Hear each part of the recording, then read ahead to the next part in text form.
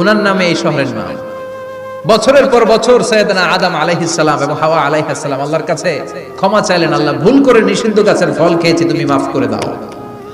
আল্লাহ বললেন, আদম কয়েকটা কালিমা শিখিয়ে দেব, এই কালিমাগুলো পড়ে আমার কাছে দোয়া করো, আমি কবুল করে নিব। আল্লাহু আকবার। আল্লাহ শিখিয়ে দিলেন আর বললেন, আদম পড়ো, রাব্বানা যালামনা আনফুসানা ওয়া ইল্লাম তাগফির লানা ওয়া তারহামনা লানাকুনান্না মিনাল খাসিরিন। ও আল্লাহ, জুলুম করেছি নাফসের উপর, ভুল করেছি, অন্যায় করেছি, আপনি যদি ক্ষমা না করে দেন আমরা শেষ হয়ে যাব, আমরা হালাক হয়ে যাব, ক্ষতিগ্রস্তদের মধ্যে শামিল হয়ে যাব, ঠিক কি না?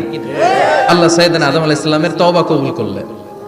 ওনার কাজ হচ্ছে তওবা কবুল করা, আমাদের কাজ গুনাহ করা, শয়তানের কাজ ওয়াসওয়াসা দেওয়া, আল্লাহর কাজ খালি মাফ করা। সুবহানাল্লাহ পড়বেন।